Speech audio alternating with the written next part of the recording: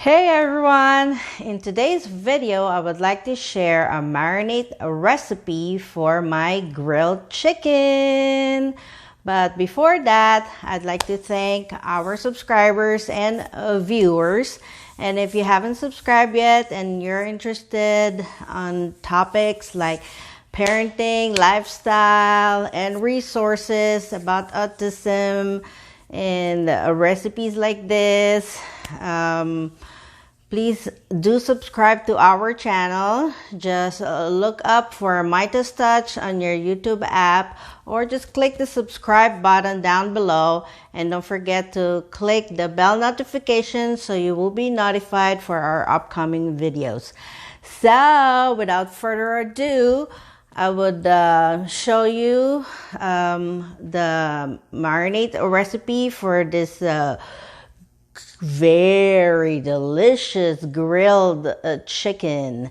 Well, I recently made this when my son celebrated his birthday a couple days ago, and most of our visitor guests did liked it. So I'd like to share with you guys this recipe. It'll be perfect for the summer parties.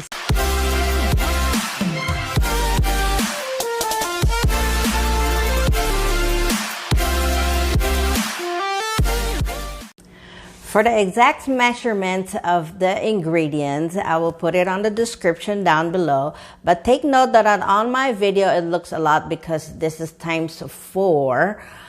Because this measurement is good for 1 pack of chicken. You know, the pack that you usually get from the grocery store. I had 4 of it, so times 4. I did times 4 of the measurements. I usually do this marinade recipe with chicken wings and leg quarter, but you could pick any part of the chicken that you like. I just preferred it because it's easier to evenly cook it.